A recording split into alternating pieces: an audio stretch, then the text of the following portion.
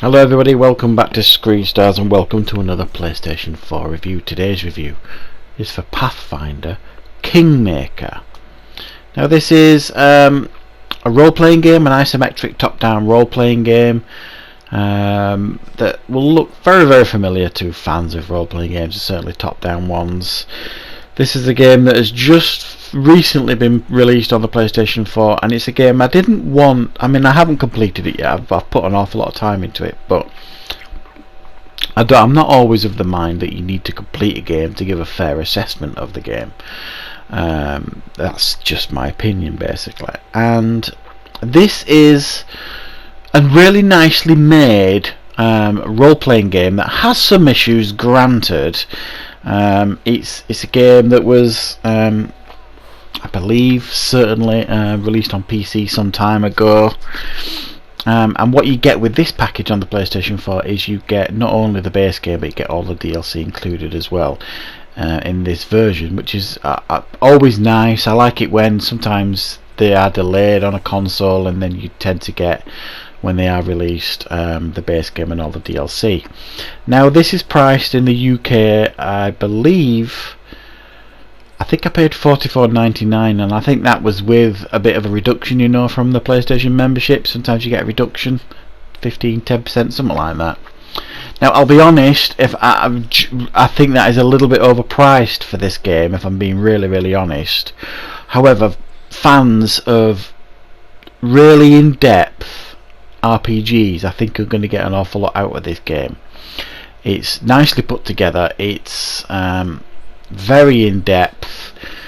A good story. I'm really enjoying the story, if I'm perfectly honest, and it focuses on the character that you create, and the character customization options here are absolutely fantastic. One of the best I've seen in an RPG, to be honest. You get to choose your character, your race, and a whole array of options for you to allow to create the character that you want to create. The only criticism I have with the character customization is you get to choose like a portrait for your character, and there's a limited amount of portraits. For example, I created and I generally do this in a lot of RPGs if I'm allowed. I'll create like a barbarian type character, a bit like Conan. I will even call the character Conan quite a lot, because it's one of my favourite characters of all time. But I didn't find a portrait that kind of fit the character that I created. So I found the portrait options a little bit limited. That's my only criticism of the character customization.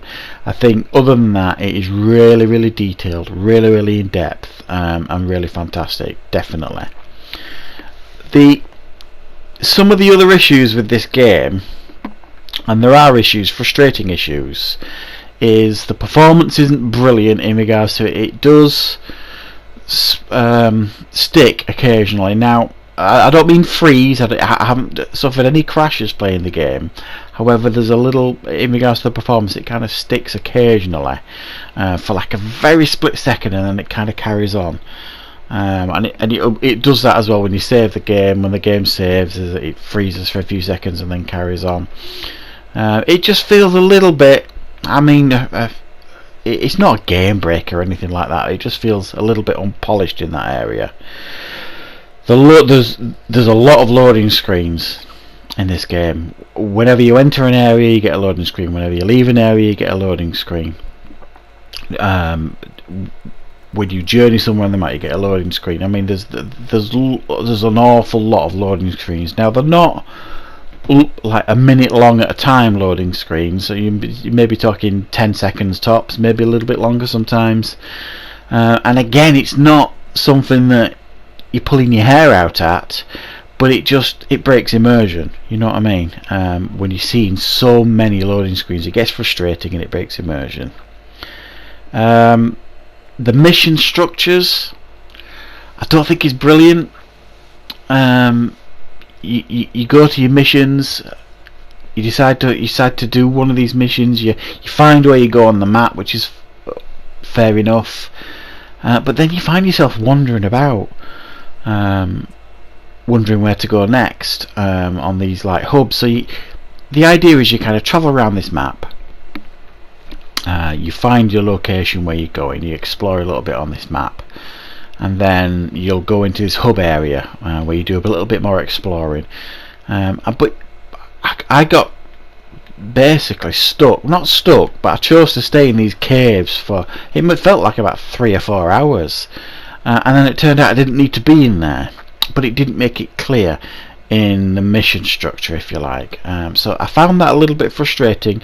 As the game goes on and you understand how it sets itself out, you kind of learn as you go on, but the early hours in this game can be a little bit of a frustrating time for a gamer. The first 5 hours or so in this game, I think, unless you're a patient RPG player, I think you're going to struggle here. Now,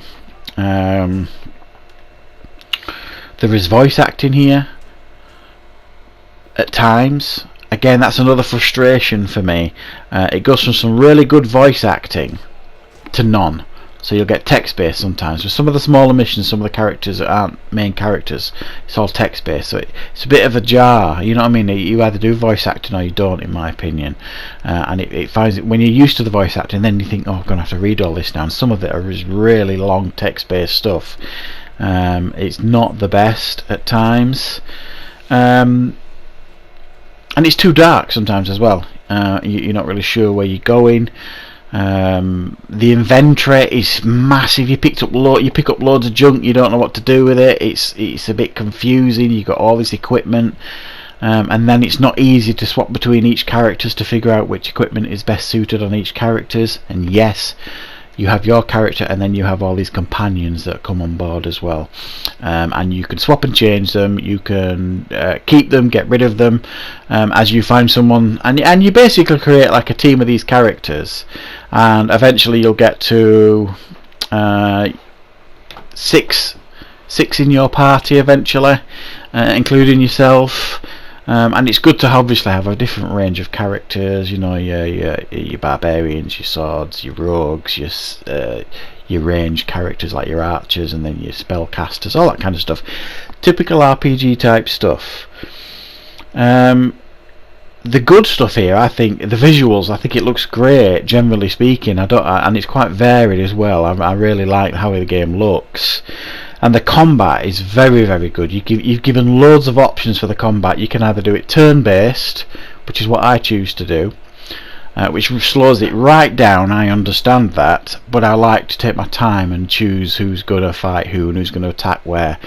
Or you could just turn that off and it'll be like free-flowing combat, which works just as well. I've tried that as well. So for fans of different combat options, I think you're going to really appreciate that with this game.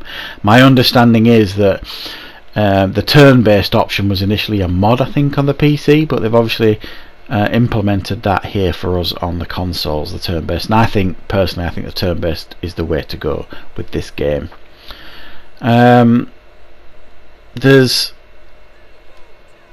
great variation as well in this game, and by that I mean it's not just exploration and then combat and fighting and stuff like that. It gives you some nice little text-based adventures and things like that, a bit like a very oldie feely RPG. You know, you'll go into this side cave or something, and then it'll bring up this text-based stuff, and it'll give you options.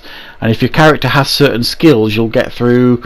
If you choose the right options, you'll get through, and you'll get some nice loot at the end and stuff like that. So I think what we have here is a nicely put together game that is certainly flawed. I'm not going to lie, there are moments in this game, playing this game, that really frustrated me, especially the wandering about, not having a clue what you should be doing and where you should be going sometimes. And I don't call myself an expert when it comes to any game, but my number one choice of games are RPGs, generally speaking, and then simulation type games as well after that. So I love RPGs. I think they can be so immersive, and this is in many ways. Like I said, the story is excellent, and I don't want to spoil that for you, but I really enjoyed the story here. I enjoyed some of the other companions. I didn't enjoy their constant screaming and shouting during combat, and it's the same thing over and over. When it's their turn to fight, they scream the same things over and over, and there's only so many times you can hear someone scream something like "they go down," and it's literally every time it's their turn to fight, that's what they scream, generally speaking. So that bit is a bit tiresome, but it's a really good game, and once you get past that initial frustration of them first early hours, it's a really deep game, it's a really in-depth game, but it is certainly a flawed game at times, and it's a game that will certainly frustrate now and again. But if you're a patient player, you will find things here certainly to enjoy.